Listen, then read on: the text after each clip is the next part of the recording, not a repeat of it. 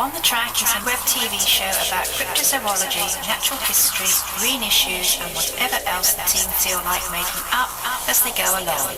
Enjoy!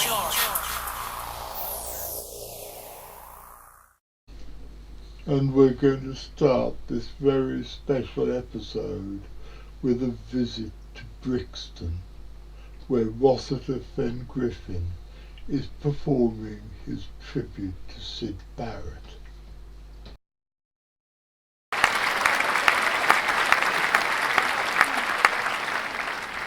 I got a bike, you can ride it if you like. He's got a bass, guitar, bell, rings, and lots of things to make it look good. I'll give it to you if I could, but I borrowed it. You're the kind of girl that fits in with my world. I'll give you anything, everything if you want things. I got a clock that's a bit of a joke. There's a tear up the front. It's red and black, I've had it for months. If you think it looks good, then I guess it should. You're the kind of girl that fits in with my world. I'll give you anything, everything, if you want things. I know a mouse who hasn't got a house. I don't know why I call him Gerald. He's getting very old, but he's a good mouse. You're the kind of girl that fits in with my world. I'll give you anything, everything if you want things. I got a clan of gingerbread men. Here's a man, there's a man, lots of gingerbread men. Take a couple if you wish, they in the dish. You're the kind of girl that fits in with my world. I'll give you anything, everything if you want things. I know a room of musical tunes, some rhyme, some ching, most of them are clockwork. Let's go into the other room and make them work.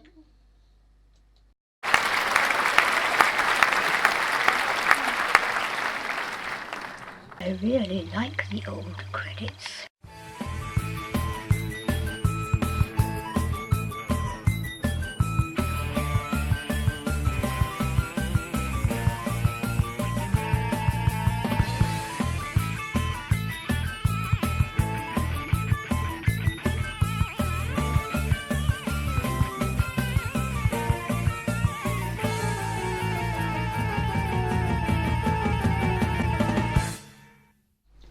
As regular viewers will remember, Richard recently went all up to the north of England for Weird Weekend North. And while he was there, he interviewed various people, including our special guest for this week, Bob Fisher. One of my favourite speakers is a guy called Bob Fisher. Bob wrote this fantastic article for 14 Times called The Haunted Generation. And I remember reading this in a seaside pub in Devon, looking out over a moody, choppy sea. And it was all about, very basically, about how weird the 70s was. How the 70s was imbued with a sort of indefinable eeriness. How there was a sort of unreality to it, like you could be watching a news programme like Nationwide and they'd be talking about some important political thing, and then they'd have quite a serious piece on werewolves being seen in the north of England. How children's programmes had this sort of odd Victorian ghostliness about them. It's something that's hard to define, but in the article Bob articulates it in a way that I never could. It's great, and he's gone on to do the Haunted Generation website, and he writes regularly for 14 Times. And Graham, John and I all grew up in the 70s, and we can all attest as to what a weird year it was, particularly 1973 for monster sightings. 1973, just when the world went berserk. I'm writing a book about it at the minute, but anyway, Bob Fisher and the Haunted Generation, fantastic. And the best era of Doctor Who as well, John Pertwee and Tom Baker. Oh yeah.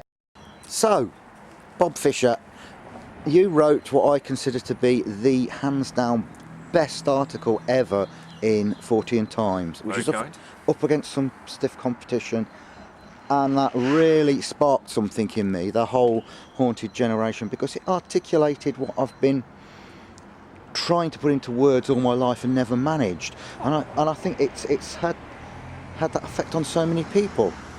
That's really kind of you to say so. I'm genuinely touched by the reaction that it's had. You know, I wrote that feature in 2016, I think. It's published in 2017, and I've got to be honest, for a long time I wasn't sure if it was right for the 14 Times. I thought, well, it's not about anything that's particularly paranormal or supernatural. It's about my childhood and about the odd feelings that I had in my childhood, and about how this wonderful artistic movement of music and art and literature and film has tried to recapture those sort of 1970s childhood feelings. But I just thought, should this be in a music magazine instead? But anyway, I pitched it to the 14 Times, and yeah, the reaction I've had has been so touching. A bit of me was braced after it was published for letters saying, like, why was this in the 14 Times? But all I've had is people saying that it introduced them to lots of new music and kind of made them feel like, oh, it's not just me that had these feelings about their childhood. Well, I think the reason why is that a lot of people of broadly our age that are 14 investigators or are interested in the subject got interested because of the stuff they saw in the 70s. Yeah. I know I wouldn't be a cryptozoologist if it wasn't for John Pertwee in Doctor Who. Right, okay. That's what inspired me to that, and David Attenborough in The World About Us. Yeah. Do you remember that with the weird globe at the start? Absolutely, the golden, yes, yeah, and the wonderful little bit of music. Yeah, a little fluty thing. Yeah. Yeah. Are we harmonising on the theme to The World About Us? It was absolutely great. And I think you've hit the nail on the head with the nebulousness of it. I think one of the reasons it's worked so well is, like you say, that television wasn't repeated ad nauseam. Because when you see something again and again and again, it loses its mystique. I think it does. I think that's a massive shift in the way that nostalgia is going to work, I suspect.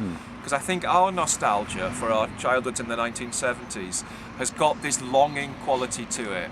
Because stuff from our childhood, either A, it wasn't recorded. We don't have hundreds of photographs. We don't have film, video recordings of our home. You know, I'd love to see a picture of my childhood bedroom, and I can't possibly. Got a bit rowdy here.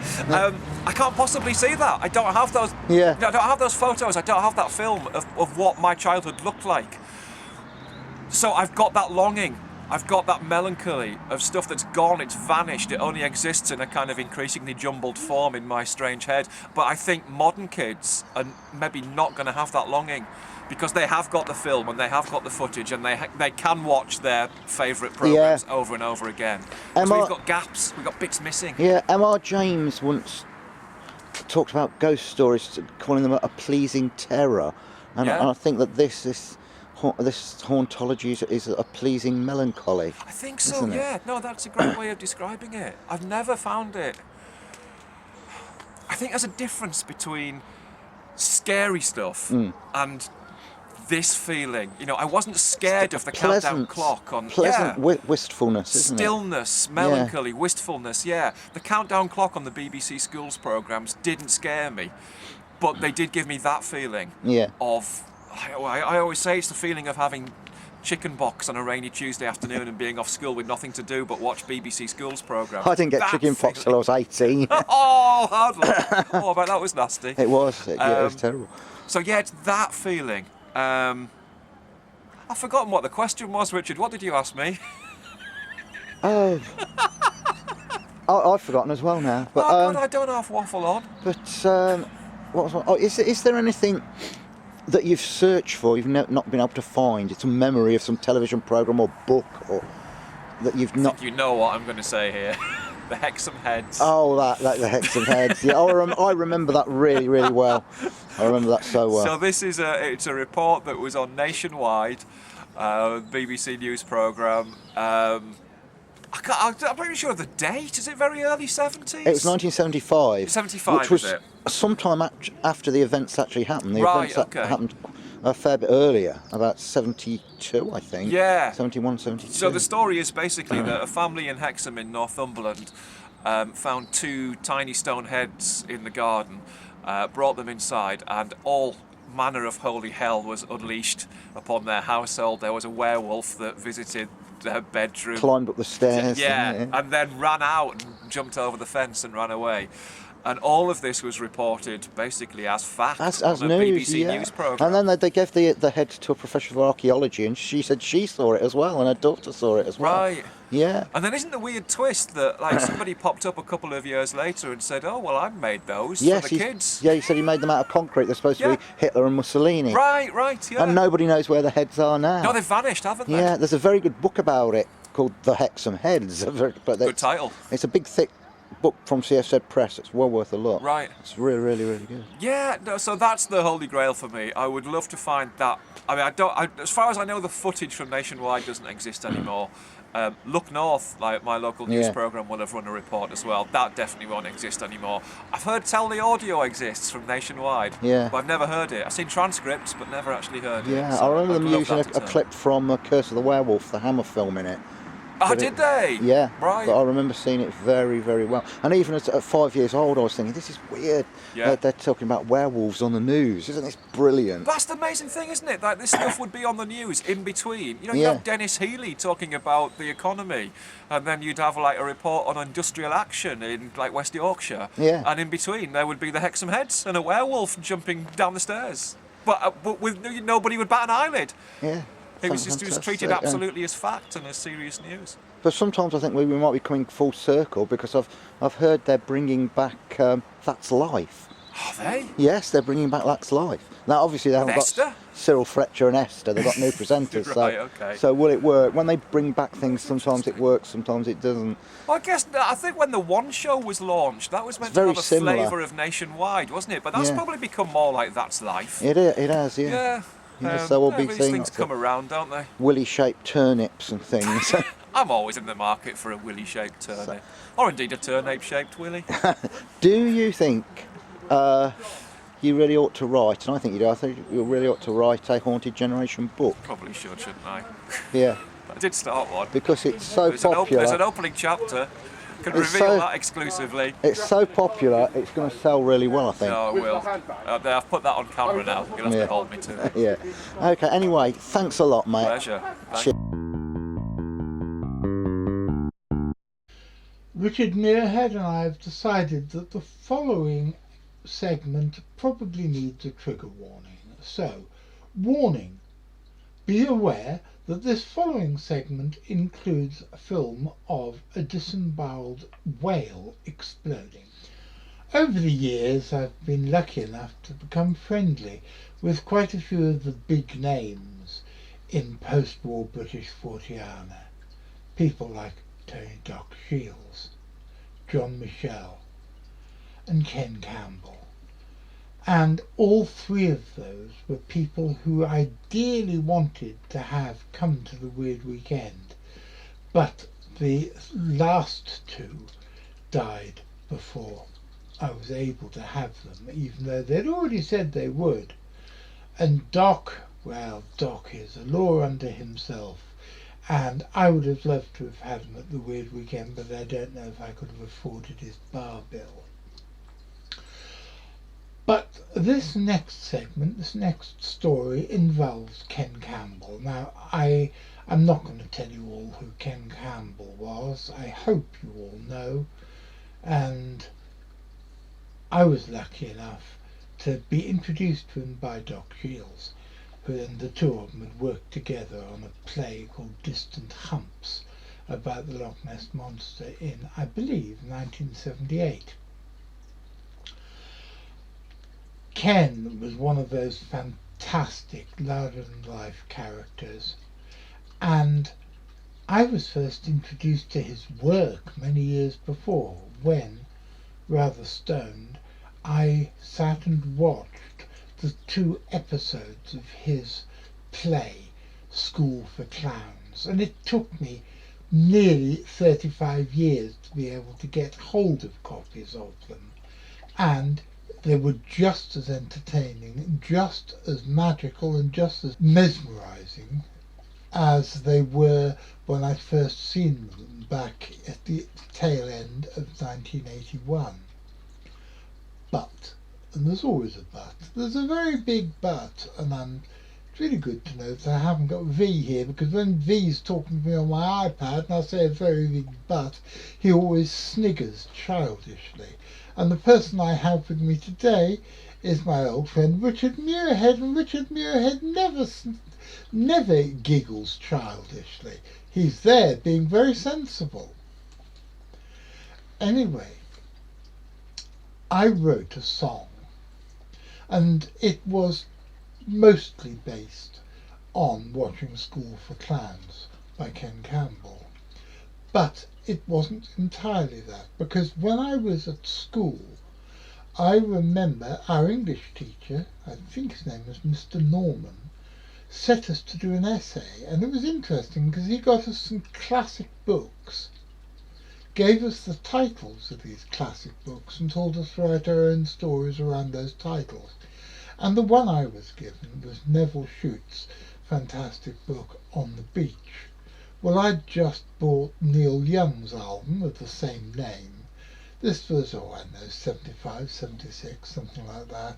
And so I wrote a story called On the Beach. But whereas Neville Shute's book was about the last people alive following a nuclear holocaust, mine was about this bloke who, for his first date with his new girlfriend, took her down to the beach. And guess what was there? They found a dead and rather manky sperm whale, which put them off their romantic ardour. And he said that the whole thing smelt like there were armpits falling from the sky. And the whole place was also surrounded by that weird spume that you get when the wind is blowing the foam in from the sea.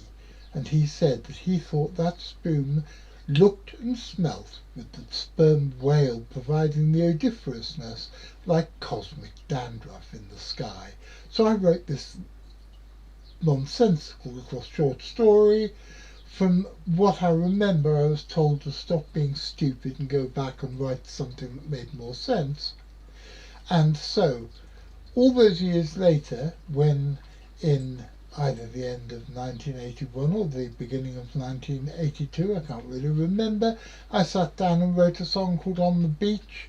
It wasn't just about Ken Campbell's play, it also had big wallages, as they say here in Devon, of the essay that I'd written 5 or 6 years before. And I told you a few weeks ago how I'd been contacted recently by a guy called Michell, who'd been in my band once upon a time, and he wanted to know whether any of the original songs that I'd recorded before the album The Case in 1995, and that we'd always played, whether any of those original songs were still available, were available in listenable to quality. And sadly the answer is no, because the original recordings, even the ones I still got, were bloody awful. So, for fun more than anything, and to get me through a fairly low patch of my mental health at the moment, I have sat down and re-recorded some of them. This one, it's for you, Michael. Standing on a lonely beach and waiting for a sail. I turn around and then I find a disemboweled sperm whale. Armpits in the sky, the cosmic dandruff in my eye. I'm standing on the beach, my friend. I'm standing on the beach.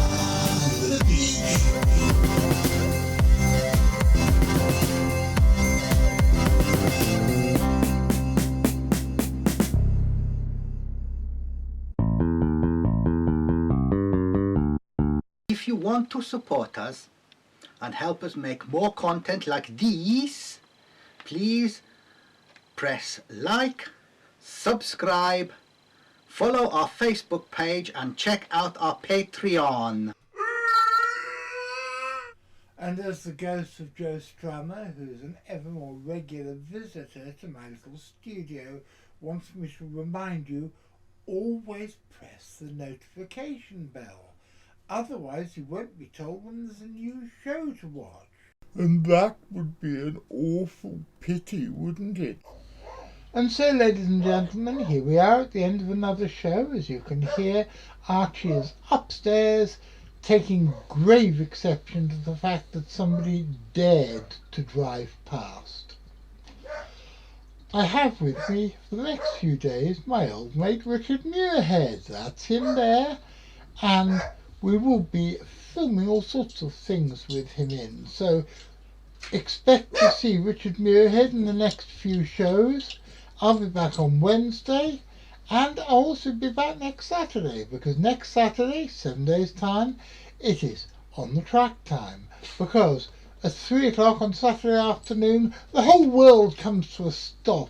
It's completely and utterly, everything is eclipsed by the fact there is another episode of me and Archie, and in this case Richard Muirhead, talking the sort of esoteric bollocks that we do twice a week. So if you want your weekly dose of hard science, weird shit and surreality, you better tune in next Saturday afternoon, because, now let's see if you're listening, Mr. McQuillan, because if I'm here and you're there, then I'll be seeing you. Bingo. Vin McQuillan's just got this thing each time he tries